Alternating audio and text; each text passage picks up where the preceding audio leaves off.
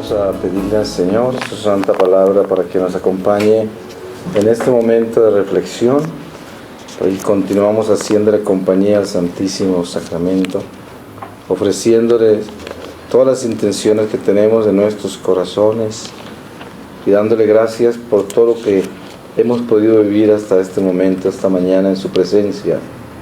Y les voy a leer de la carta a los Gálatas, en el capítulo 5, versículo 13.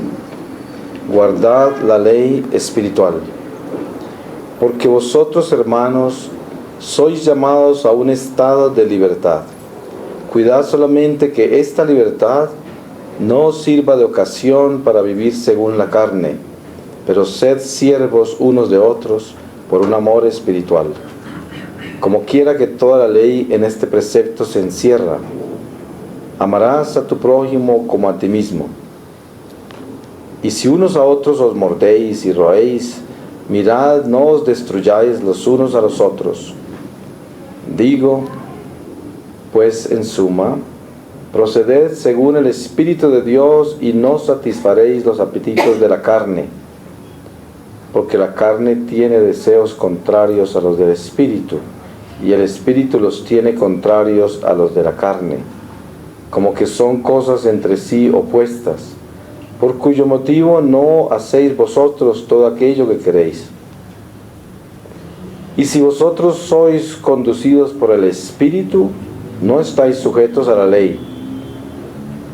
Bien manifiestas son las obras de la carne, las cuales son: adulterio, fornicación, deshonestidad, lujuria, culto de ídolos, hechicerías, enemistades, pleitos, celos, enojos, riñas, disensiones, herejías, envidias, homicidios, embriagueces, glotonerías y cosas semejantes, sobre las cuales os prevengo, como ya tengo dicho, que los que tales cosas hacen no alcanzarán el reino de Dios.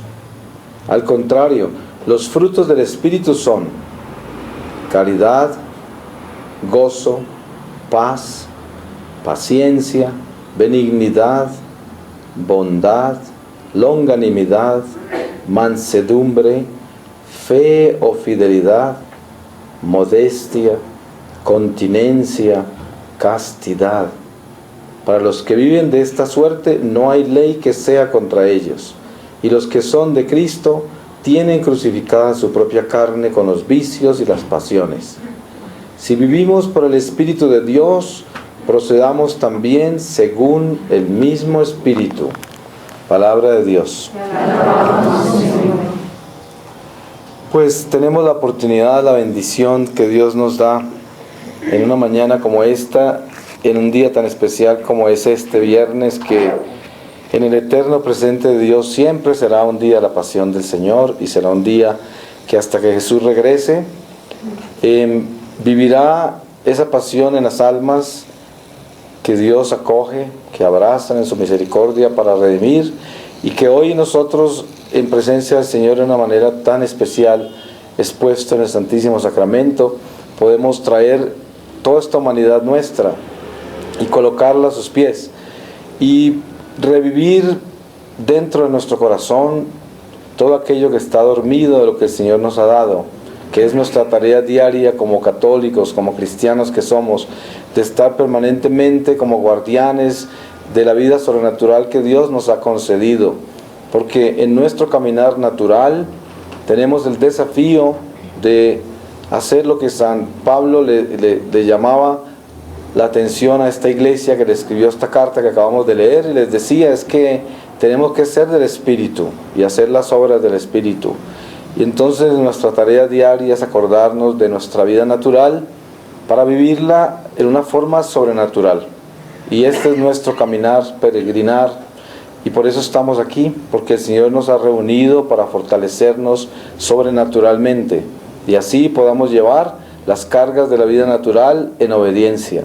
Y ese es nuestro desafío, porque las tendencias de la carne son, como San Pablo las numeró una por una, unas tendencias graves, difíciles, y están en cada uno de nosotros.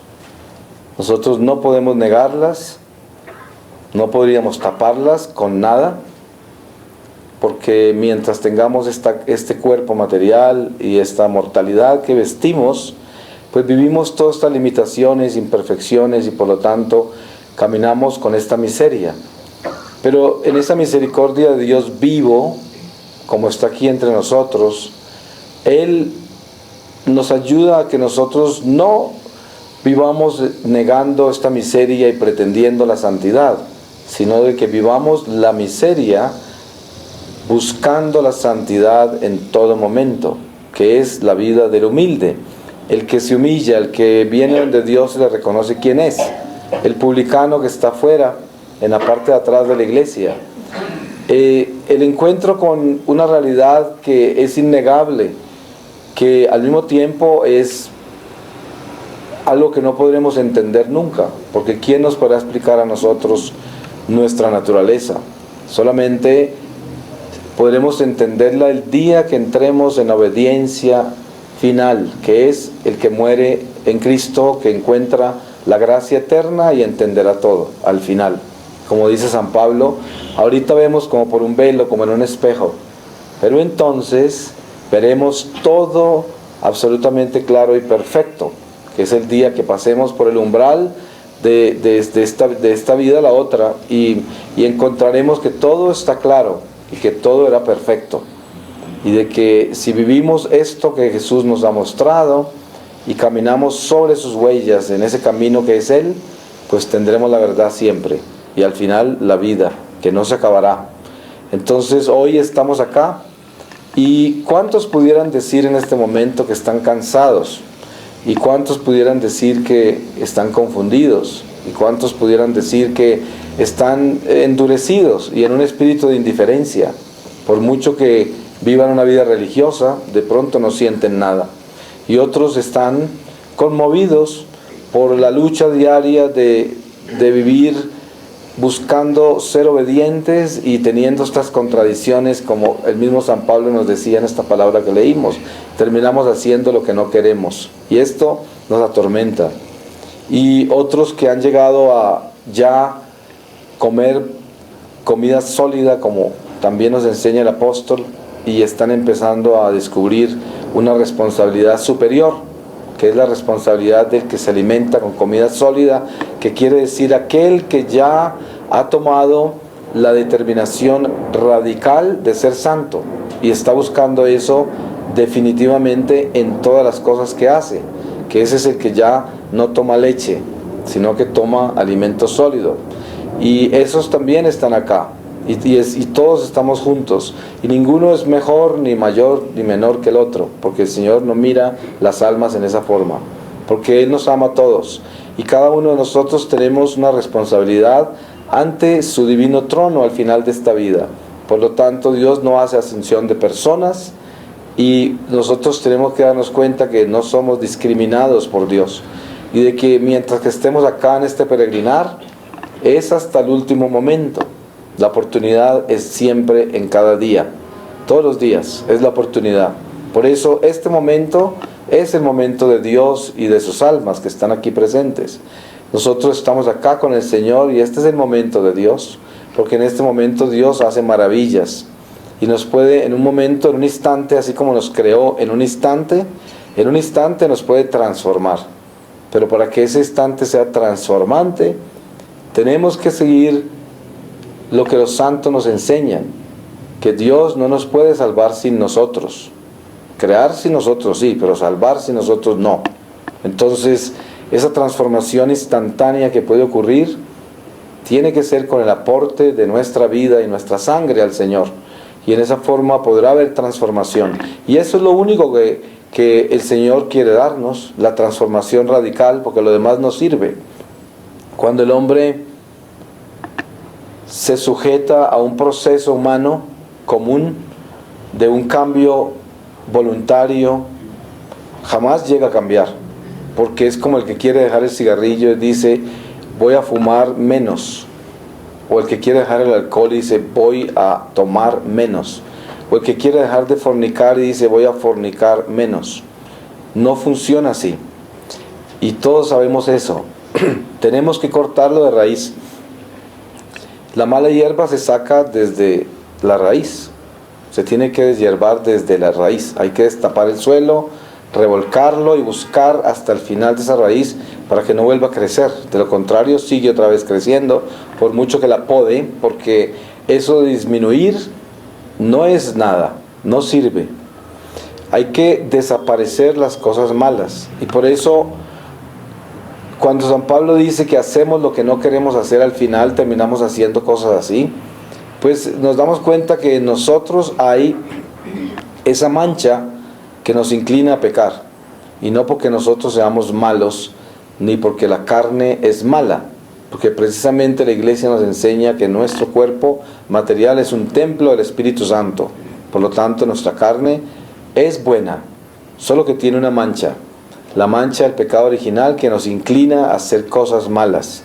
Pero la misericordia de Dios es tan grande que Jesús nos dio su Espíritu, para que con ese Espíritu podamos luchar y superar lo que es imperfecto en nosotros. Nosotros oímos siempre del diablo, y yo me pregunto, ¿cuántas personas sabrán realmente qué es el diablo? Es que el diablo aparentemente es el culpable de todo, y cuando nosotros leemos con cuidado el Evangelio, nos damos cuenta que sí, el diablo puede participar en todo lo malo, porque él es 100% malo. Es como si usted va a la calle y busca una persona mala por ahí que está robando cosas, y usted va a robar, pues ese se le asocia enseguida si quiere, porque él hace eso todo el tiempo. Entonces, el diablo es 100% malo, pero hay algo con el diablo que a la gente se le olvida, y es que el diablo no tiene poder, aunque la gente piense que tenga, porque los masones buscan ayuda de él, todos los satánicos, todos los brujos, todos los adivinos, todos viven con él. Pero lo que pasa es que eso no son poderes, sino que es como decir que el mafioso por tener tanto dinero tiene poder. Pues eso es muy ignorante, porque el dinero malo no trae sino muerte y destrucción. Entonces, ¿qué clase de poder es ese? Si el verdadero poder es el que da vida eterna, el que no perece, el que da fruto que se mantiene. Lo demás no es poder, lo demás es perdición. Entonces, ¿el diablo cómo puede tener poder? Si no da nada bueno, todo es malo, y lo malo no tiene poder. O sea, el diablo está derrotado. El único poder que tiene Satanás es el que yo le doy, nada más. Si yo le doy poder al diablo, el diablo tiene el poder que yo le di. Entonces está usando lo que yo tengo, que es el poder que Dios me dio, para triunfar, y se lo presto a él para que él me destruya. Ahí sí tiene poder, pero es el mismo poder mío que yo le di. Entonces, en el fondo, él no tiene poder, y eso tenemos que entenderlo. Es un espíritu caído, y esa palabra no se nos puede olvidar, caído. ¿Cuándo cae uno en las manos del caído? Cuando uno cae. Así es.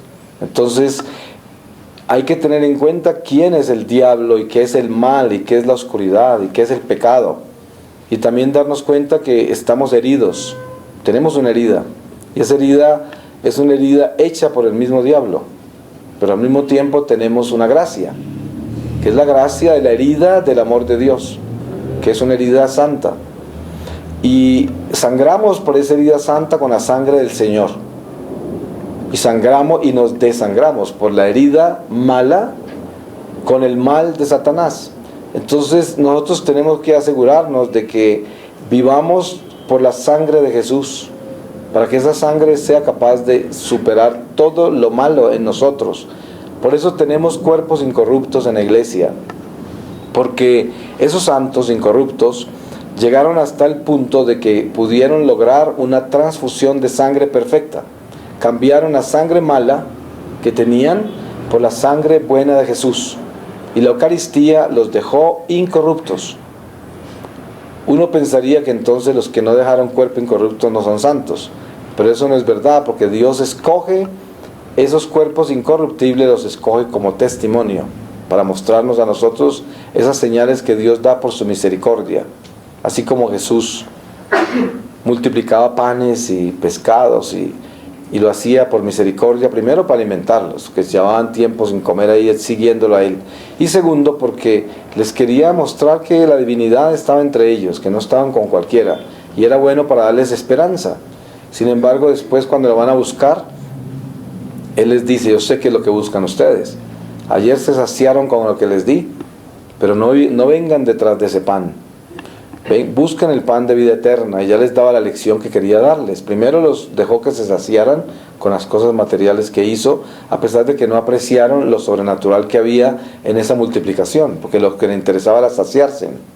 Es como el que viene a un congreso donde hay sanación y de repente se sanan de alguna enfermedad y se van igual que esos que se saciaron con el pan y el pescado, y solamente van a que los sanen, nada más, pero no fueron apreciar lo sobrenatural de la sanación, ni siquiera se asombran por eso, y muchos ni siquiera cambian el corazón.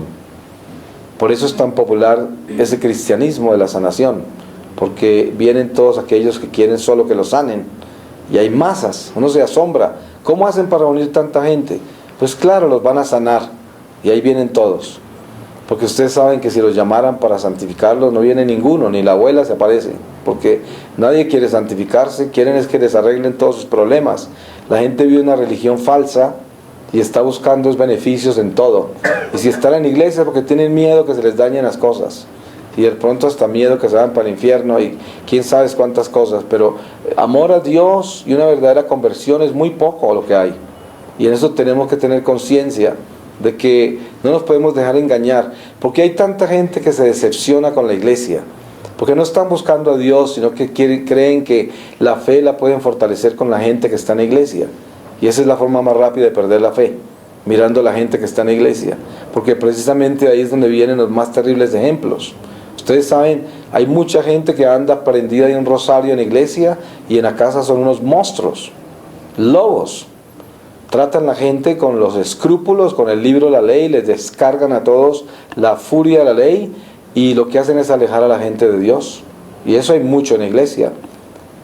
Esos que yo llamaría como santurrones, que son hipócritas. Y lo que hacen es hacerle coger odio a la iglesia.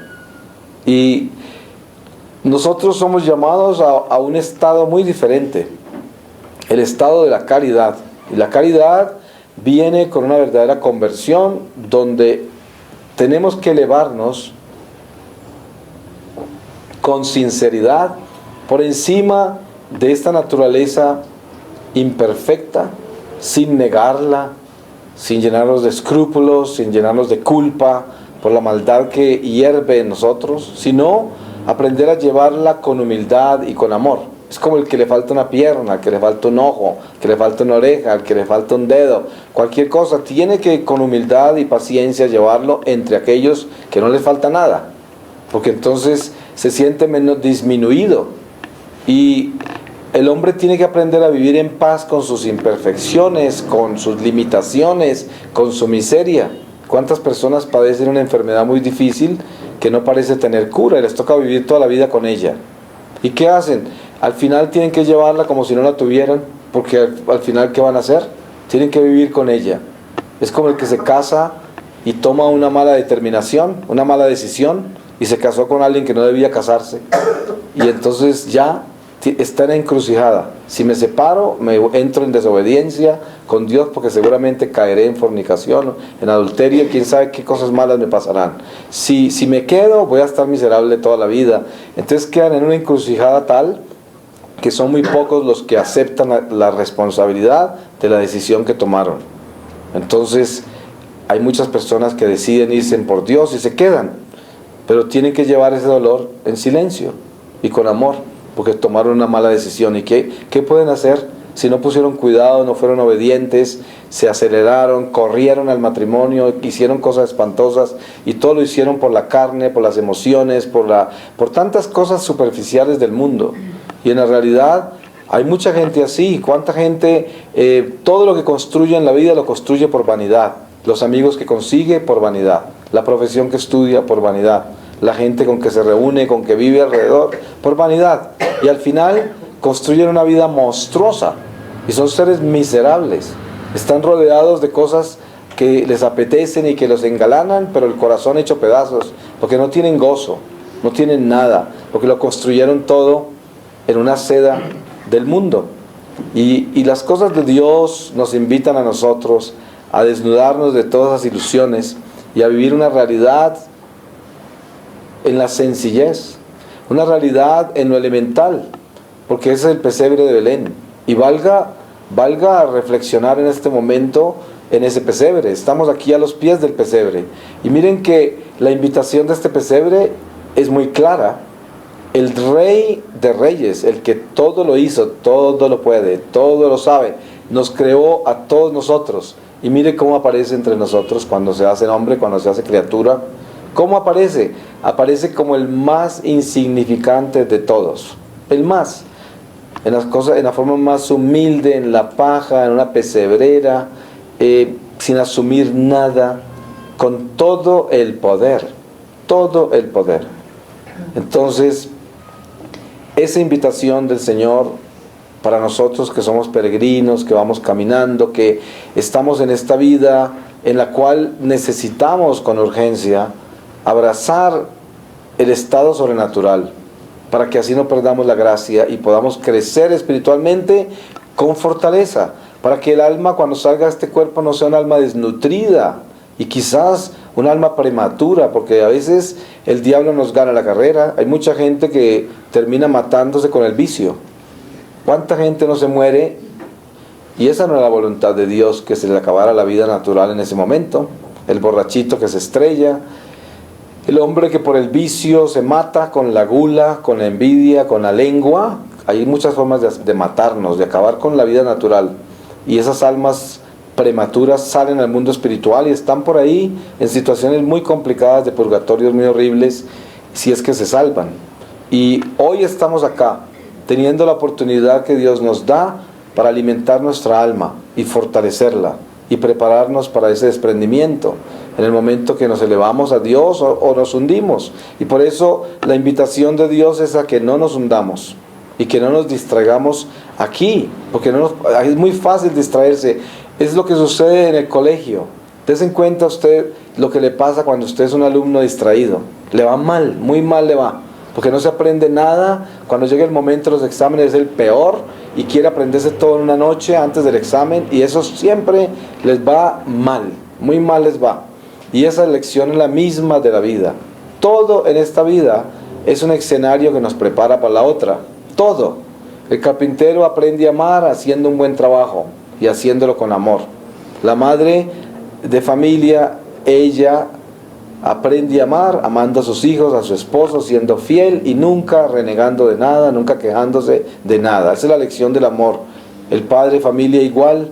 Cada uno de nosotros, entre nosotros, la lección que Dios nos quiere enseñar es que aprendamos a amar, a perdonar, y que seamos sencillos y que nunca nos quejemos, que llevemos una vida con valentía, no lamentándonos por el camino, sino viviendo con la esperanza de que todo está perfecto en Dios, y al final encontraremos un mundo que ya no tendrá muerte, donde no habrá pecado, donde tendremos una gloria permanente.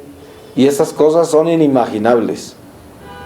Por eso San Pablo las describe, que ojo que no puede describir lo que ve, oído que no puede jamás describir lo que oye, labios que no pueden contar absolutamente nada de algo tan maravilloso como eso.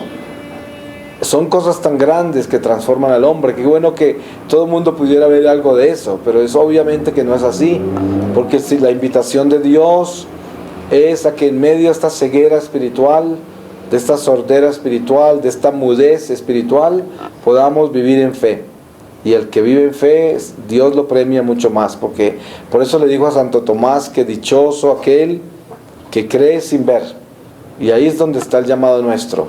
No es que vivamos detrás de manifestaciones extraordinarias y que estamos tratando de tomarle la cola al cometa, sino que nosotros debemos buscar es la sencillez, no la velocidad y no la curiosidad. Ahí es donde está la perdición del hombre, esas carreras en que anda, y esa curiosidad y esa ambición de estar metido en todo, de saber todo, descubrir todo, estar en una actividad impresionante que no es más que un estado de perdición hiperactivo que lleva al hombre a separarse de la gracia de Dios, porque pierde la paz. Pues hoy en esta preparación tan especial y tan exigente de nosotros poder recibir al Salvador. Otra estación más de Adviento. Y nosotros como católicos, quién sabe cuántos Advientos hemos vivido. Yo hoy lamento todos los que perdí, porque estuve 33 años lejos de Dios, y qué pérdida, qué despilfarro tan espantoso. 33 años perdidos de Eucaristías, de Navidades, de Semanas Santas, de apostolado, de dar testimonio. Es un crimen horrible. Yo no vivo en culpa, pero sí arrepentido, y todos los días le pido a Dios que me dé fortaleza para vivir este dolor, el dolor de haber sido un desertor. Pero hoy que estamos acá y que Dios nos da la oportunidad de vivir este Adviento, nos llama para que nosotros abracemos este misterio. Por eso nos repite la lección. Nos repite la lección todos los días para que nos aseguremos de que la aprendamos bien antes de que se acabe el tiempo, la gracia. Como dice San Pablo, antes de que se acabe el día apellidado de hoy, el día que se apellida de hoy, que es nuestra vida temporal, hoy.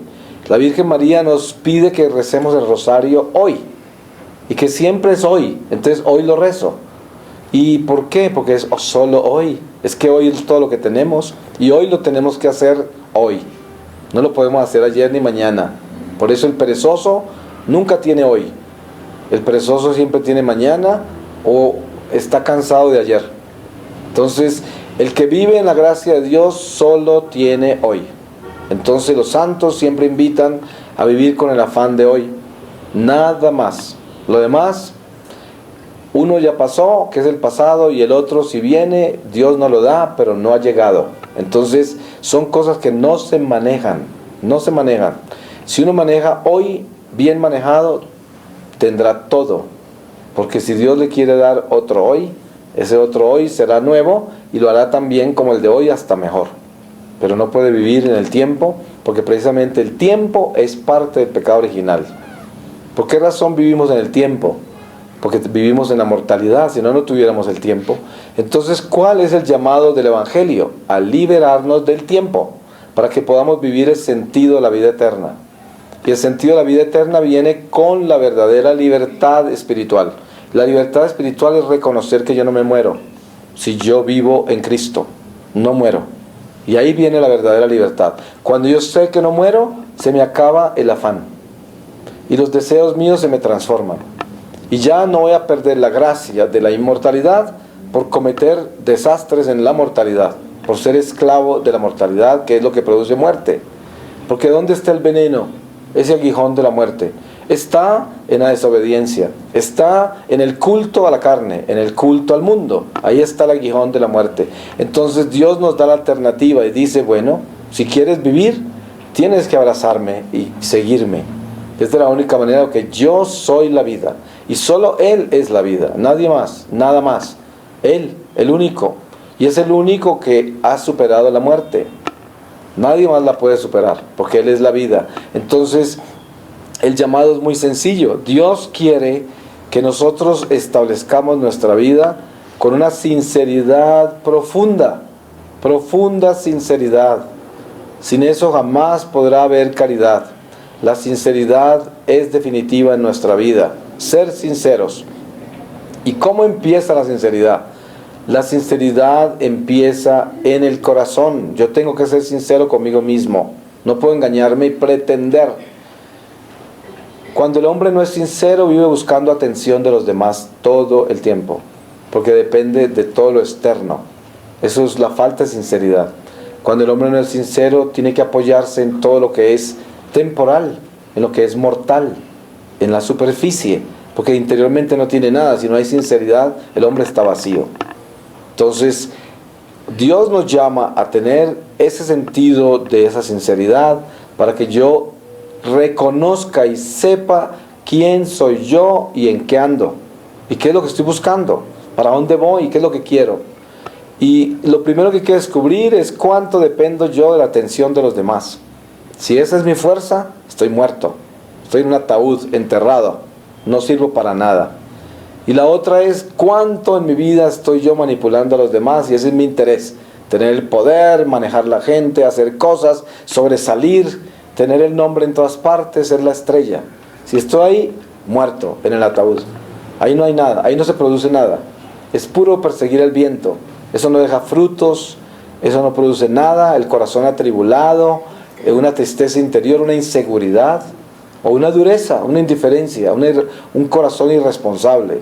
Entonces, el llamado a la sinceridad es a encontrar esa continencia verdadera, esa perseverancia verdadera, ese sacrificio de yo ser el último y todos los demás primero, el de no tener necesidad de que nadie me ame, ni me apoye, ni me admire, nada, absolutamente nadie. Vivir en el verdadero destierro humano con el amor de Dios. Y esa es la gracia del santo. El santo vive consciente del destierro, pero en su corazón lo único que anhela es llegar a la patria celestial. Porque sabe que el destierro es el primer paso del hombre y es un estado temporal para llegar a la gracia plena. Y es como el que está de viaje y sabe que es un viaje difícil y sufre y está incómodo y muchas cosas pasan. A veces no puede bañarse, a veces no puede cambiarse de ropa, hay gente que lo trata mal y todo, pero sabe que tiene una casa por allá y va a regresar y toda esa angustia de ese viaje se va a acabar. Entonces no es tan grave. En medio del sufrimiento, bueno, pero sufre y todo, pero sabe que cuando llegue a casa todo cambiará. Y ese debe ser Cristo en nosotros. La espiritualidad nuestra debe ser este mundo, con sus tribulaciones, con sus pruebas, con todo lo que hay en el camino. Es un viaje y ya vamos a llegar a la casa. Y sabemos que tenemos casa donde ya todo este cansancio, todas estas pruebas, todas estas dificultades pasarán. Y llegaré a la casa, a la comodidad eterna, donde no habrá nada de esto, absolutamente nada. Entonces termina siendo uno un viajero gracioso, porque lleva todo el dolor y la incomodidad con una sonrisa, y lleva todo eso con gracia, en medio de las dificultades. Y esto es lo que Dios llama en la cruz, a que nosotros entendamos. Ese es el llamado de Cristo. Y ese encuentro con la sinceridad es un encuentro doloroso, porque nosotros vivimos todo lo contrario. Nosotros vivimos mucho más fácil la hipocresía, vivimos más fácil la mentira, la ilusión, la fantasía. Toda esta cantidad de planes absurdos que tenemos. Como dice el refrán, usted quiere escuchar una carcajada de Dios, pero una carcajada con amor, porque Él todo lo hace con amor. Vaya y cuéntele sus planes, ¿cierto? Y esto es lo que sucede. Los planes nuestros Dios los disfruta, porque nosotros somos sus pequeñitos, sus criaturas. Pero Dios siempre tiene el plan mayor, el mejor, el perfecto. El nuestro son cosas humanas. Y por esa razón uno nunca se debe aferrar a sus planes. No tiene sentido. Usted quiere estar bien miserable, péguese a su plan y trate de hacerlo trabajar a la fuerza, para que usted pase años de miseria y termine con una cara de limón para el resto de su vida, porque no le funcionó. Claro, eso es lo peor que uno puede hacer en la vida, aferrarse a un plan, insistir a que funcione. Ahí se murió, porque qué tal que Dios no quiera. Entonces ahí, por mucho que usted haga, no le va a funcionar, porque Dios no quiere, porque eso no es lo que Dios quiere en su vida. Pero uno se hace ideas. Este es mi plan, esta es mi vida, tiene que funcionar, y trabajo y empujo y voy por ahí y no funciona. Y yo sigo insistiendo. Entonces al final termino como un limón, ¿sí? Y termino faltando la caridad a todo el mundo, en un estado terrible, porque estoy que muerdo, ¿no? Porque es que no me funciona. Y ya estoy cansado, y hasta cuándo, y todo esto. Llego hasta tentar a Dios. ¿Dónde estás? ¿Y cómo así? Y ahí es donde muere tanta gente en el desierto. Todos esos hebreos que tentaron al Señor.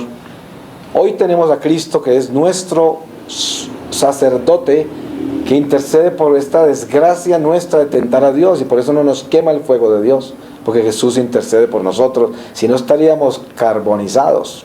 Ustedes se imagina cuántas veces tentamos a Dios. Si ustedes creen que los hebreos tentaron mucho a Dios, que la palabra dice que un solo día murieron más de 20,000 o más de 26,000, o ¿cuántos moriríamos hoy? Moriríamos 2 o 3 millones diarios de tentar a Dios. Pero aquí estamos. El Señor nos da la oportunidad de tener la vida natural hoy todavía, y de llamarnos a tocar en esa puerta del corazón diciendo: miren, háganme el favor de despertarse. Háganse un favor bien grande, despiértese. Dejen toda esa pesadez en que andan.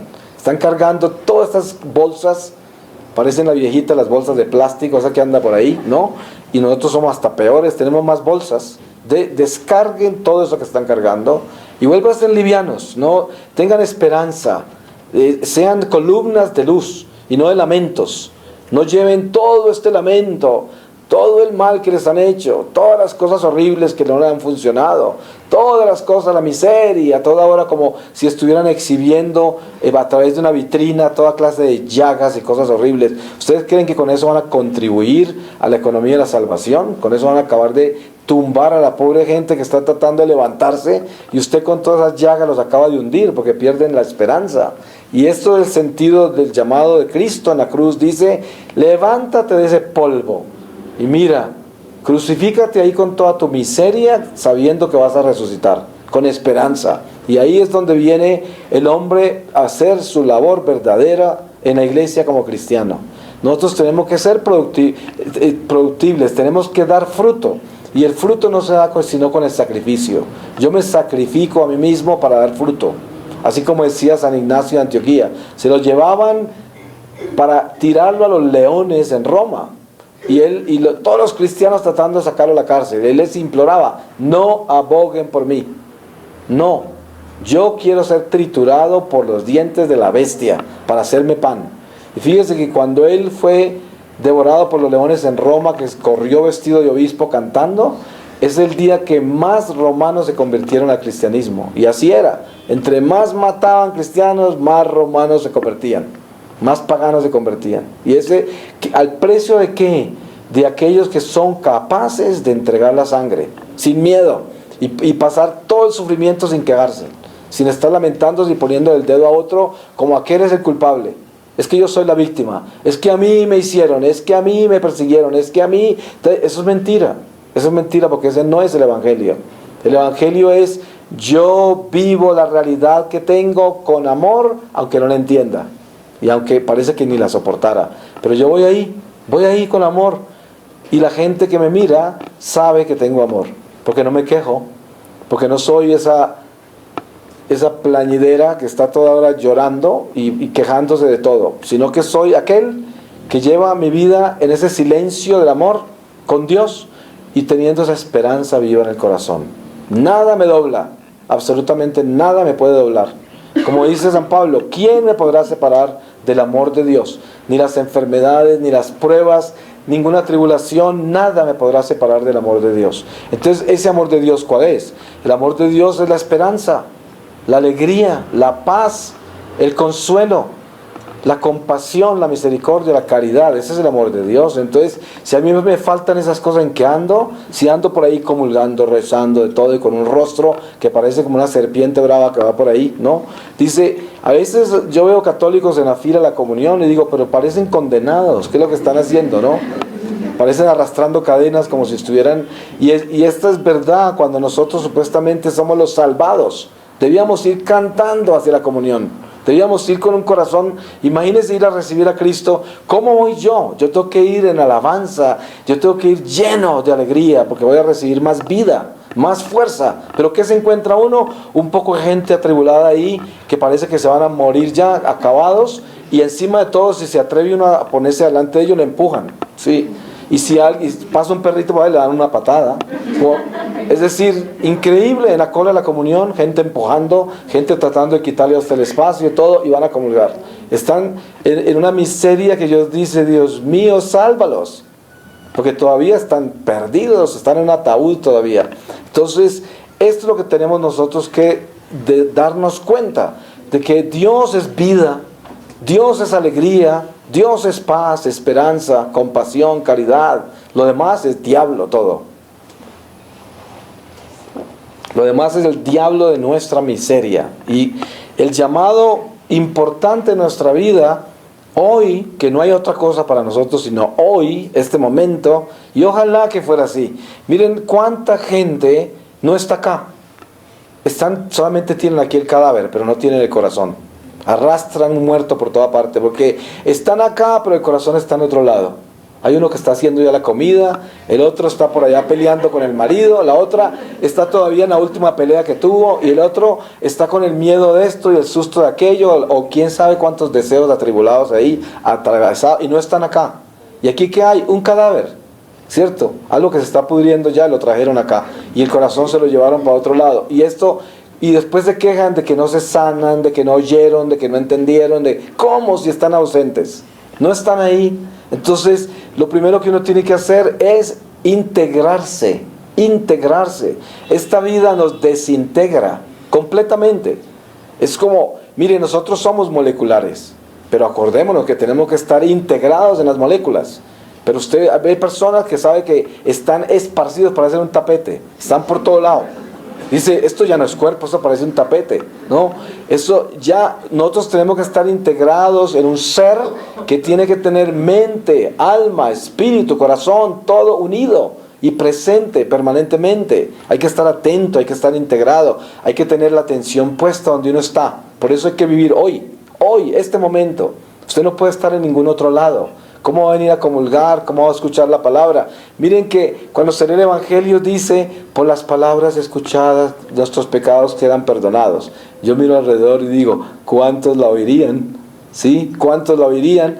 Yo he participado en estadísticas. En una oportunidad estaba haciendo yo unas entrevistas para una cadena de radio católica de Estados Unidos, y estábamos haciendo entrevistas en California sobre la gente que salía de misa de domingo. Y las entrevistamos, decía, ¿sería tan amable de contarme algo de la primera palabra? Mire, el 65%, que fue el porcentaje que llevamos, no se acordaba de la primera lectura. Más del 50% no creía que Jesús estaba vivo en Eucaristía. O sea, si yo les muestro las estadísticas, se mueren del susto, de ver la hipocresía, la tibieza, la ignorancia, la irresponsabilidad que hay en nosotros. Es increíble. Y es como una mediocridad que da pena.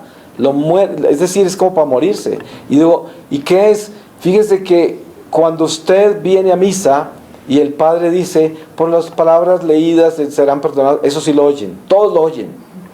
Dice, ¿qué fue lo último que dijo el Padre? Que por la palabra leída todos los pecados quedan perdonados. ¿Cuál es la primera lectura? No me acuerdo. ¿Sí? Entonces se acuerda únicamente lo que le sirve, ¿cierto? Le dicen, perdonados quedan, de eso se acuerdan. ¿Perdonados de qué? Ni saben que les perdonaron, porque ni siquiera se acuerdan de los pecados. Eso por ahí empieza. Hay gente que no se confiesa porque no se acuerda de ningún pecado. ¿Usted se imagina el problema que usted está? Yo digo, vaya y confiésese de soberbia, porque si usted no se acuerda de los pecados, arrodíllese y dígale al Señor, ¿cómo seré soberbio que ni siquiera sé qué confesar? Y hay gente que es así, están tan santicos que no te imaginan qué confesar. Y en ese momento está uno ya podrido, porque ya en ese momento perdió hasta la memoria de pecado. Entonces, el sentido verdadero de vivir el día de hoy es reconocer que Dios nos llama a una conversión radical.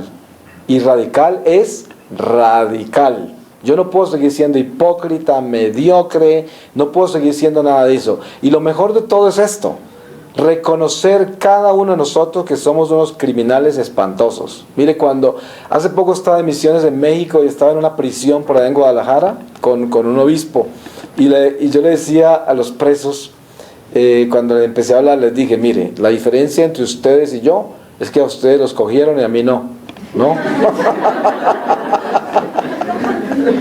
Eso, porque aquí todos somos criminales. Y el obispo me apoyó, porque después cuando el obispo habló, dijo, yo estoy de acuerdo, yo no estoy aquí con ustedes porque no me han cogido. Digo, mira, es que sí, ¿quién va a decir que un crimen es peor que el otro? Estaríamos todos en la cárcel, solo que la justicia humana determina determinados crímenes para la cárcel, pero si fuera para estar presos, todos no merecemos estar allá. Claro, ¿cuántos crímenes hemos cometido? ¿Usted cuántas veces no ha hecho crímenes tan espantosos como quitarle la esperanza a un niño, robarle la sonrisa y dañarle toda la vida de pronto? ¿Cuántos crímenes no ha cometido aunque usted le ha deformado totalmente la vida a otro por su proceder? Debía estar en la cárcel, ¿no? Hay crímenes peores que los crímenes que aparentemente castiga la ley humana. Entonces, todos nosotros somos prisioneros de nuestro pecado y por eso somos culpables. Claro, pero al mismo tiempo estamos redimidos en Jesucristo y Él nos perdona todo. Pero para poder vivir este perdón tenemos que cambiar. Entonces, claro, Como dice San Pablo, ya no hacemos las obras del mal, de la oscuridad, de las tinieblas. Ahorita hacemos las obras de la luz, pero tenemos que mantenernos en la luz y ser testimonios de la luz. Y vivir en esa luz para que los demás vean que sí existe. Porque ¿quién va a saber si Dios existe si no lo ven en ninguna parte? De la única manera que ven a Dios es en nosotros, a través de la caridad, del amor, de la compasión. Que el Espíritu Santo fluya a través de nosotros y que cuando nosotros hablemos de Dios no sea un espectáculo. Que yo no venga como estrella de cine acá a mirar cuántos dones tengo, qué tan lindo hablo, qué tan lindo canto, qué tan lindo me muevo, qué bonita corbata, ¿cierto? Nada, sino que el hombre debe traer el testimonio de vida. Pero un testimonio que sea una torre de testimonio. Que diga, este hombre era un criminal espantoso. Y mire, hoy es capaz de amar y puede perdonar. Y tiene caridad. Y tiene paciencia y escucha. Tiene tiempo para el bobo, para el vivo, para todos. ¿No? Para todos tiene tiempo. Y a todos los trata igual. Aprendió a amar. Aprendió. Tiene caridad. Es lo único que importa. Muéstreme usted una persona llena de dones, que suda agua bendita, que cuando canta caen hasta no sé cuántas toneladas del cielo de cosas rojas y verdes y toda clase de cosas que se gana, cuando en realidad no tiene caridad ni compasión, selecciona a la gente, discrimina, no tiene tiempo para nadie, vive ocupado, es demasiado importante. ¿De qué sirve un apóstol así? De nada, absolutamente de nada. Fíjese usted que el sacerdote grande es el chiquito. El cura de Ars, un sacerdote que casi no pasa ni siquiera las materias que estudió, y seguramente que era hasta casposo, quién sabe, ¿no? Seguramente tenía una sotana toda sucia, o a lo mejor era muy impecable, yo no sé, eso no importa, lo digo como solamente para mostrarles cómo Dios se glorifica en esas cosas pequeñas, ¿no? Dios escoge a los más contradictorios para avergonzar a aquellos que se creen tan grandes y tan sabios y tan distinguidos y tan talentosos y tan ungidos, cuando la verdadera unción es esta. ¿Quién es el más importante en la iglesia? Solo el que más ama es el más importante, el que más perdona, el que más caridad tiene, el que menos se queja, ¿cierto?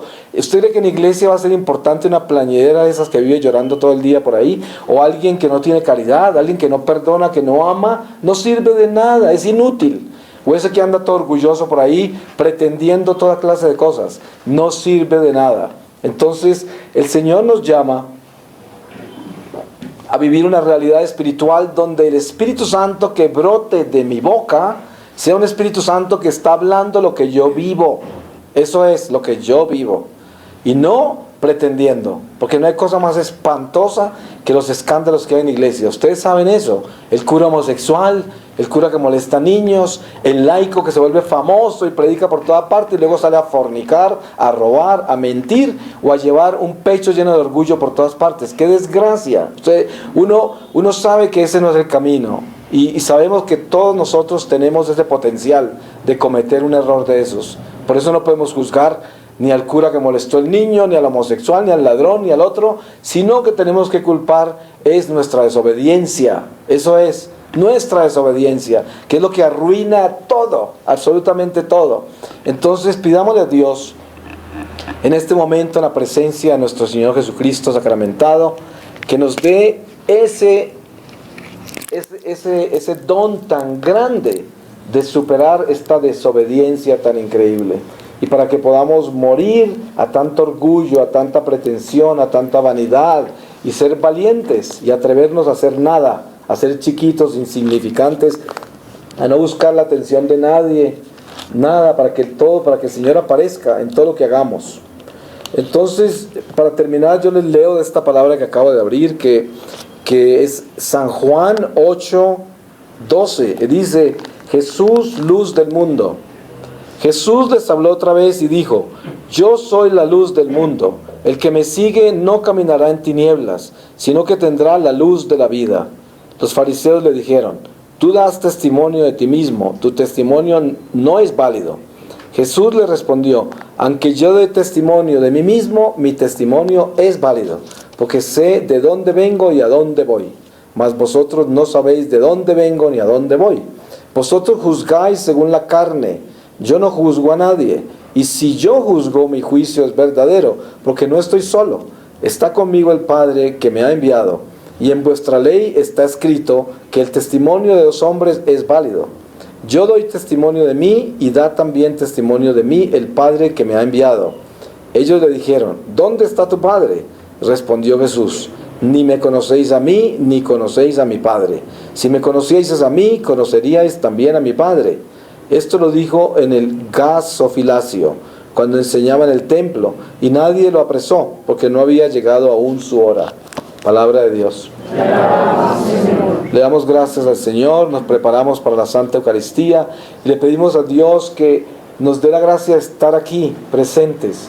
Porque qué tristeza que ustedes vengan a comulgar y el corazón lo tengan en la cocina, por allá, en otro lado. Que el Señor nos dé la gracia de estar aquí, presentes, no se distraigan con nada, amen al Señor, siéntanse alegres de que Él los va a alimentar, no vayan a comulgar sin estar preparados por Dios, no se condenen más. Entonces, que Dios nos dé la gracia de recibir esta Santa Comunión y de ser fieles y reconocer nuestra miseria, tener sinceridad y acercarnos a este altar con júbilo, con esperanza, sabiendo que somos hijos de Dios y que Dios viene a alimentarnos para fortalecernos y para que seamos testigos de la luz, porque Él es la luz. Amén.